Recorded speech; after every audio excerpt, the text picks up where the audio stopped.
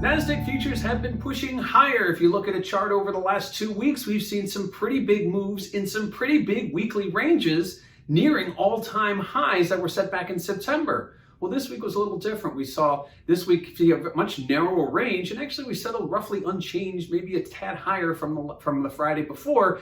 But really right now the market, which focused on some data this week, we had some weaker retail sales, stronger housing data, and some mixed manufacturing data. But ultimately right now the market's looking for when the next stimulus is going to come through. Likewise, how will these new lockdowns which are being initiated affect the economy and affect the here and now? So right now we saw, after seeing a bit of a bid over the last several weeks, things kind of came back down to normal, a very narrow, tight range this week for the NASDAQ, hovering at around 11,975.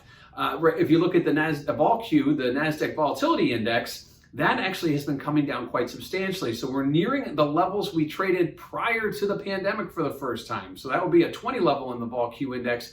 But at this point, we haven't quite reached that yet. We did reach our lowest since June 6th. Obviously, the ascension of the underlying index correlates oppositely with the volatility index. We're seeing that move pretty clearly. But volatility on those lows, it will be interesting to see if that continues, if these lockdowns have a dramatic effect on the economy and on the consumer. And lastly, what do we have next week? Well, next week we have PCE data. We do have the November FOMC minutes on Wednesday. Likewise, we have the holiday on Thursday, but really the focus is going to remain on the effects of lockdowns, the uncertainty around the economic recovery, and certainly resolution on the US presidential election. But at this point, we continue to see a bullish trend holding in the NASDAQ 100 right now. At this point, into next week with a holiday trade, likely we'll be looking a bit forward past that to December. So heading into the weekend, a sort of a non-event trade this week in the NASDAQ 100, seeing it hover around 11,975. Heading into next week, it'll be interesting to see if we can again approach those all-time highs